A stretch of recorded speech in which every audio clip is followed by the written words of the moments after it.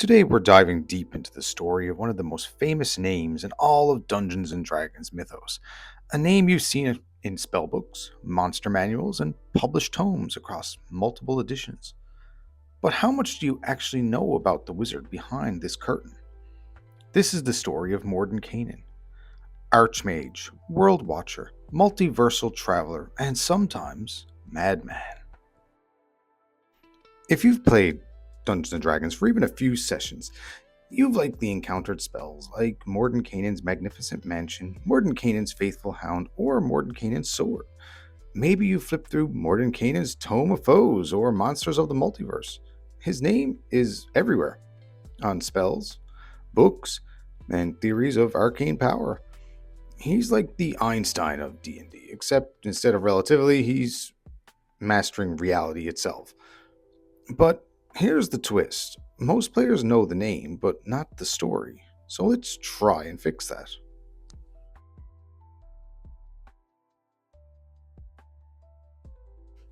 Mordenkainen was created by Gary Gygax, co-creator of D&D, and named after a mashup of Mordecai and Lemminkainen, I think I pronounced that correctly, a hero from Finnish mythology. In universe, Mordenkainen is a powerful human wizard from the world of Greyhawk campaign setting. That's not our Earth, though it is called Orth with an O. Confusing, sometimes just a little bit for new people. He was born in 509 CY, Common Year, and grew up near the Wild Coast before eventually making his way to the city of Greyhawk. He's often described as having a hawk-like face with a permanent scowl that makes him look constantly alert and mildly angry. He's stubborn, suspicious, often grumpy, not exactly warm and fuzzy. But he is brilliant, and his brilliance drew others to him. Some like the most famous names in Magic like Bigby, Tensor, and Odalok. Mordenkainen believed in one thing above all: balance. To maintain it, he formed two important groups. First came the Citadel of Eight, a band of adventurers, warriors, clerics, and mages. But it didn't last. After the Battle of Emery Meadows, ideological differences tore the group apart.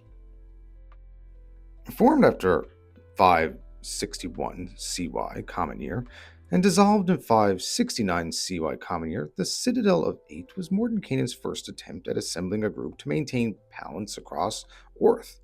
The name derived from their number and Mordenkainen's obsidian citadel. Its founding members was, of course, Mordenkainen, Archmage and founder, devoted to preserving balance. Bigby, Mordenkainen's apprentice, renowned for his hand-themed spells. Robilar, warrior known for his strength and combat prowess. Rigby, cleric with a strong sense of justice. Rag, fighter and seasoned adventurer. Tensor, wizard committed to combating evil. Certain, cleric who later perished in the Battle of Emery Meadows. Otis, ranger who joined to complete the group later on. Other notable associates included Merlin, the quasi-deity with a fascination for technology, and Tarek, Robilar's brother.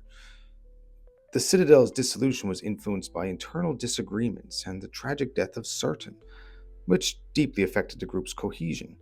So, 2 years later, Mordenkainen tried again after this group disbanded, this time with a tighter focus on an arcane oversight. Thus was born the Circle of Eight. Despite the name, the Circle actually had 9 members. Why? Because Mordenkainen kept himself hidden in the background, a secret 9th member acting as the group's foundation.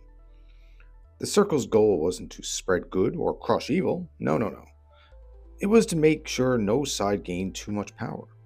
Most members were neutral aligned, and they acted as magical watchdogs over the continent of Flanace on the world of Orth.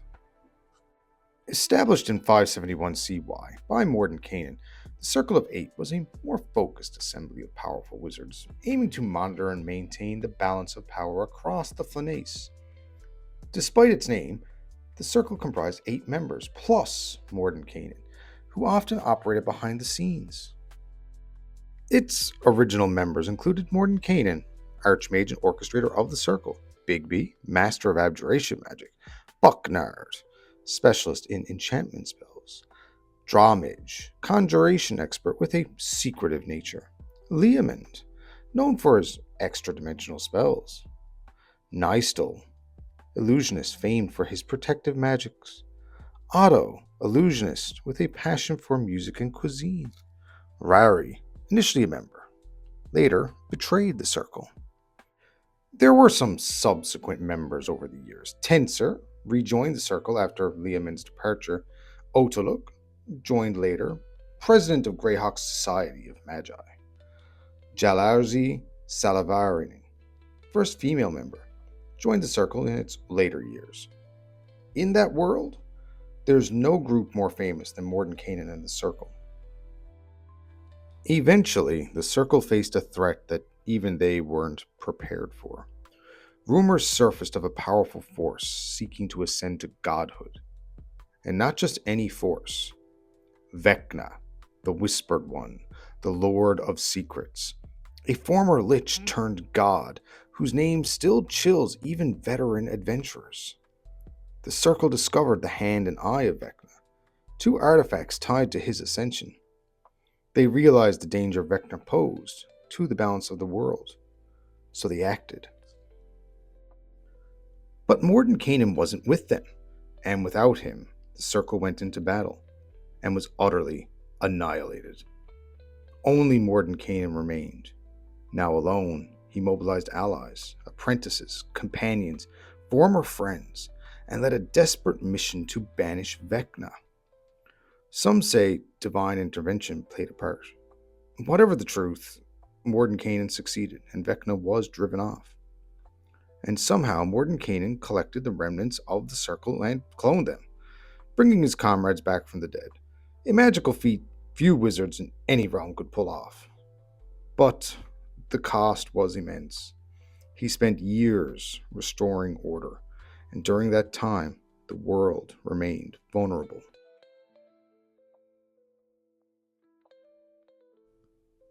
If that wasn't enough, Mordenkainen's Circle later suffered another devastating blow. After the Greyhawk Wars, Rari, one of their own, betrayed the group, killing Tensor and Otoluk and fleeing into exile. Once again, the Circle was shattered. Once again, Mordenkainen had to rebuild. This pattern, forming a group, losing it, and resurrecting it, is central to his story. He's a man cursed to carry the weight of magical balance on his shoulders, and yet he never stops.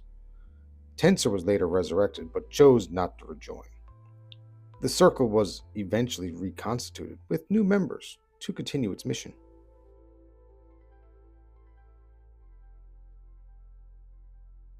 Now let's talk about something darker.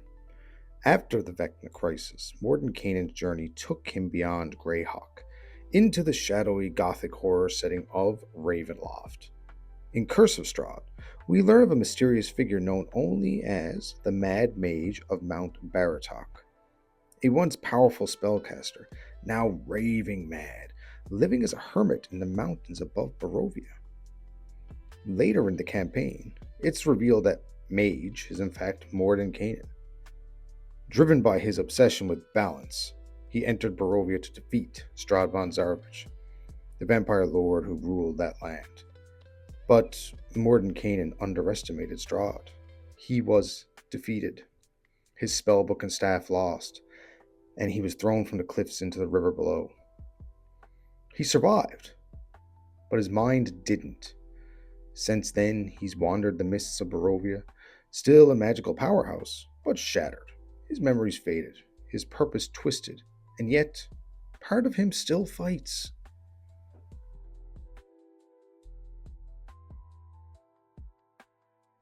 Now, as we trace Mordenkainen's travels across the multiverse, one of the more surprising stories about him actually comes from a more recent book, Bigby Presents Glory of the Giants. And it's not about some great cosmic battle or arcane discovery. It's about friendship and a very unusual resurrection. According to Bigby himself, one of his encounters with Mordenkainen, or rather re-encounters, happened after his own death. Bigby explains that he died during a conflict involving giants, and that Mordenkainen was the one who brought him back. But instead of using a cleric, Mordenkainen turned to druidic magic, claiming that there was no cleric around. One would assume they cast the reincarnate spell to restore his fallen friend. The spell worked, but with a twist. Bigby came back to life as a gnome. He added that Mordenkainen still claims no cleric was available at the time, but in Bigby's words, he can't hide his smirk when he says it. It's a lighthearted and deeply human moment between two legendary spellcasters, and it reminds us that even archmages aren't above making choices for reasons only they would understand, especially when it involves a bit of mischief at a friend's expense.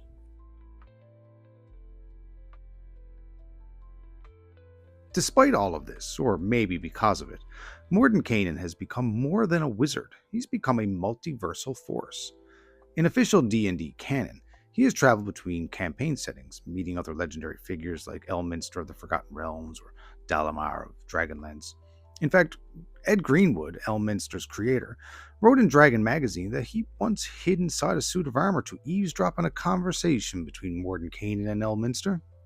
That's canon, which means Earth, our Earth, exists in the D&D multiverse, which is a bit insane. Mordenkainen has crossed the plains, visited the Nine Hells, and explored Waterdeep. He studies the weave, examines infernal contracts, and still pursues knowledge even as the madness sometimes consumes him. His tower, the Obsidian Citadel, is said to be a plain traveling fortress that vanishes and reappears through time and space. When he isn't battling or restoring balance, he uses it to research magic across the realms.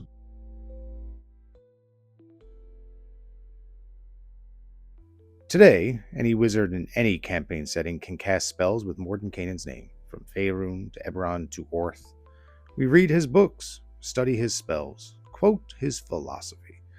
But behind the name is a lonely, brilliant, often broken man, doing his best to hold the multiverse together with magic, grit, and an unshakable commitment to balance.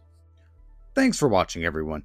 If you enjoyed this deep dive, I'll be covering others soon. Maybe Tasha, Elminster, Bigby? Let me know in the comments who you want to see next.